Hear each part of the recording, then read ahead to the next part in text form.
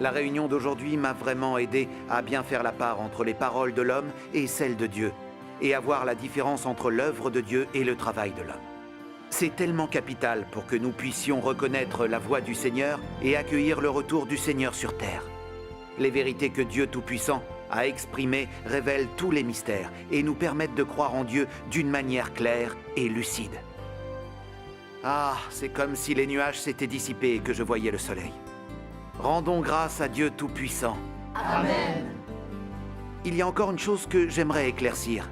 Dieu Tout-Puissant exprime des vérités pour accomplir son œuvre de jugement des derniers jours.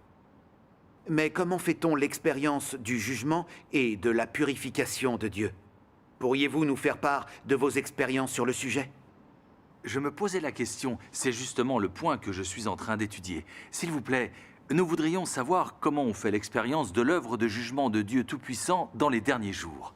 Oui, s'il vous plaît, nous aimerions vous écouter. D'accord, merci d'avoir abordé ce sujet complexe. Je vais vous parler de mon expérience après avoir accepté le jugement et le châtiment de la parole de Dieu Tout-Puissant.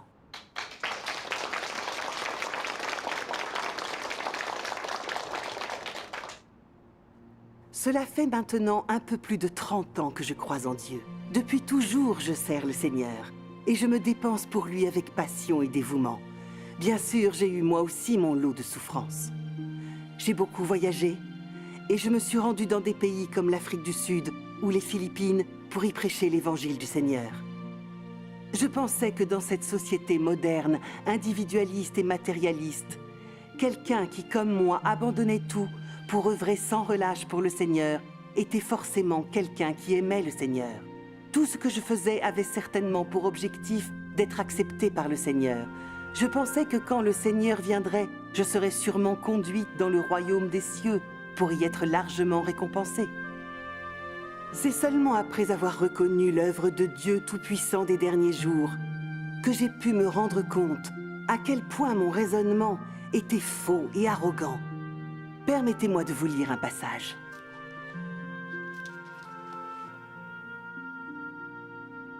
Je vous dis ceci. Vous aspirez seulement à recevoir la grâce de Jésus. Et vous voulez simplement profiter du royaume bienheureux du ciel. Pourtant, vous n'avez jamais obéi aux paroles de Jésus. Et vous n'avez jamais reçu la vérité exprimée par Jésus quand il revient dans la chair. Votre fidélité n'est qu'en parole. Votre connaissance est simplement intellectuelle et conceptuelle. Vos labeurs visent seulement à recevoir des bénédictions du ciel, et donc, à quoi votre foi doit-elle ressembler? Votre cœur est rempli de désirs et de richesses, votre esprit de choses matérielles. Chaque jour, vous calculez comment obtenir quelque chose de moi. Évaluant la quantité de richesses et le nombre de choses matérielles que vous avez reçues de moi, chaque jour, vous attendez toujours de recevoir plus de bénédictions afin de pouvoir jouir encore davantage et même mieux des choses dont vous pouvez jouir. Ce dont vous avez besoin n'est pas la vérité et la vie. Ce n'est pas les principes relatifs à votre comportement et ce n'est particulièrement pas mon œuvre soignée. Ce dont vous avez besoin, c'est tout ce que vous possédez dans la chair, richesse, statut, famille, mariage, etc. Vous êtes complètement indifférent à mes paroles et mon œuvre. Alors je peux résumer votre foi en un mot tiède. Vous ferez n'importe quoi pour réaliser les choses auxquelles vous vous consacrez absolument, mais j'ai découvert que vous ne négligez pas tout dans l'intérêt des sujets concernant votre croyance en Dieu.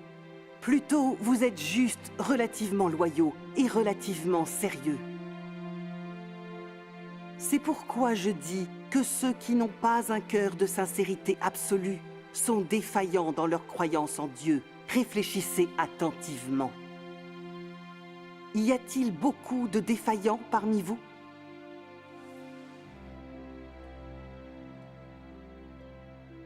La parole de Dieu a transpercé mon cœur.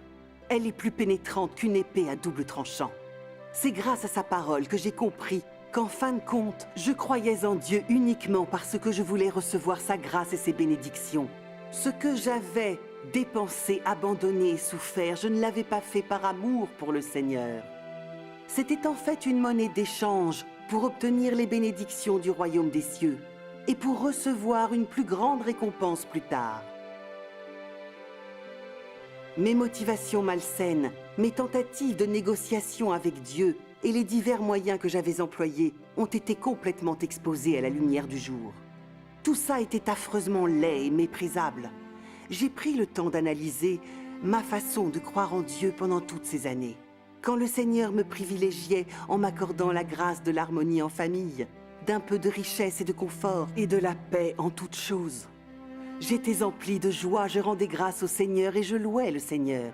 Mais quand j'étais confrontée au malheur, aux tourments ou aux épreuves, et que je priais le Seigneur sans qu'il ne m'accorde ce que je lui demandais, mon cœur s'emplissait de reproches. Je ne comprenais pas le Seigneur et je m'éloignais de lui.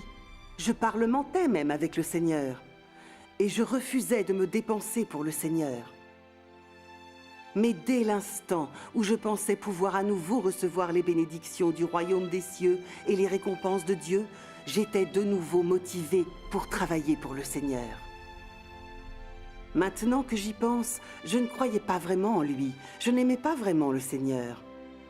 J'essayais de marchander avec le Seigneur, de le tromper et de l'utiliser à mon service.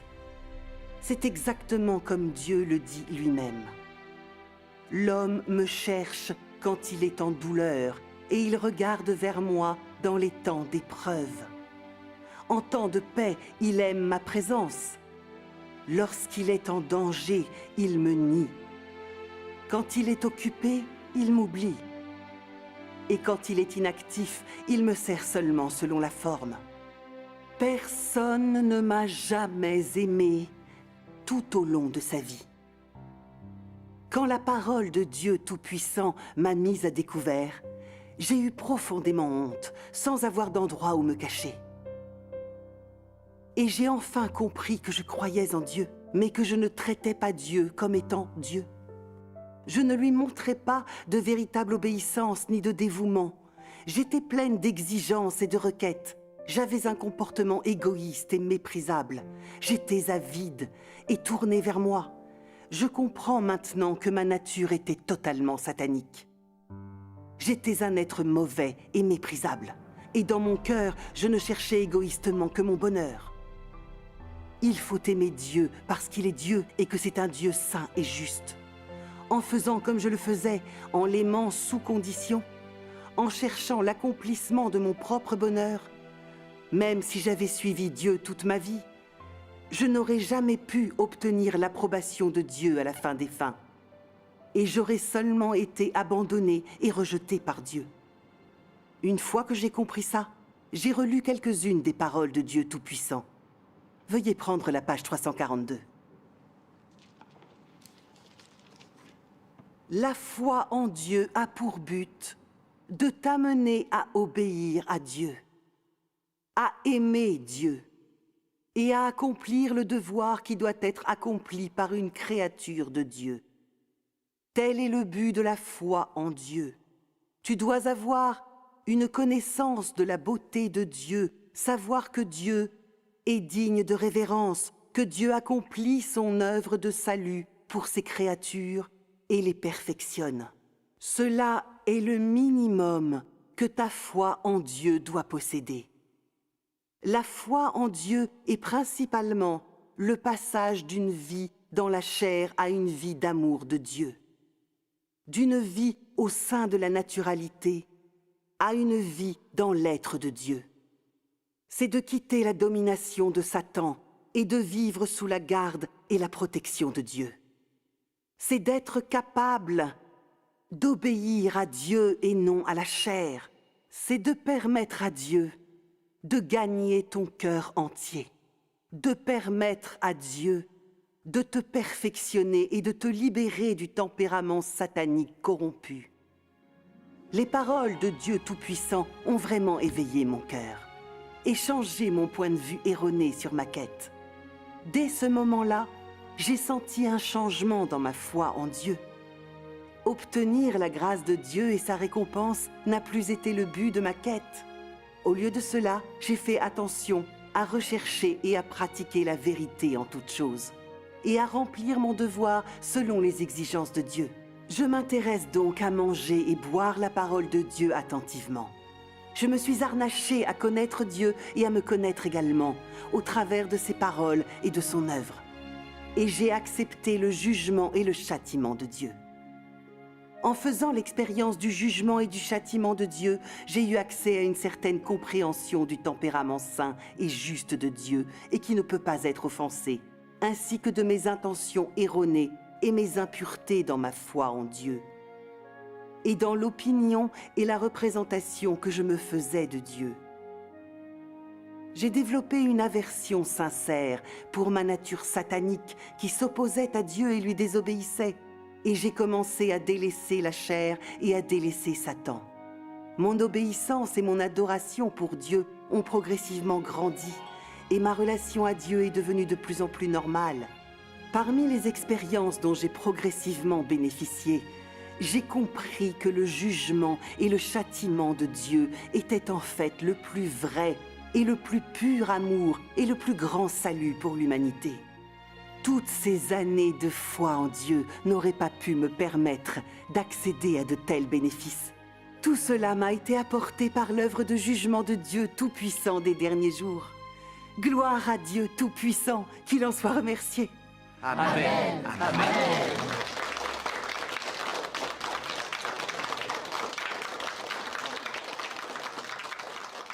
C'est formidable de recevoir ces témoignages concrets.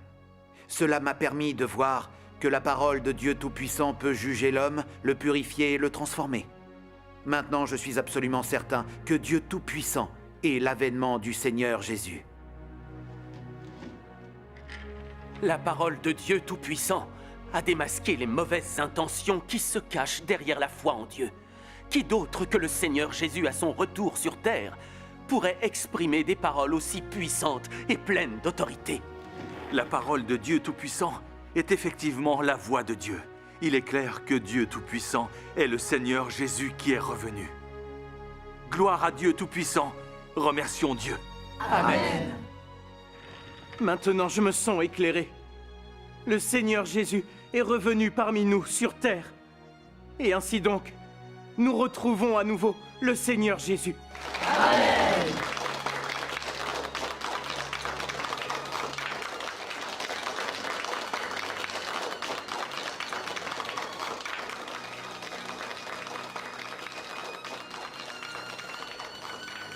Seigneur, je vois maintenant ton apparition. Je sais maintenant que tu es là.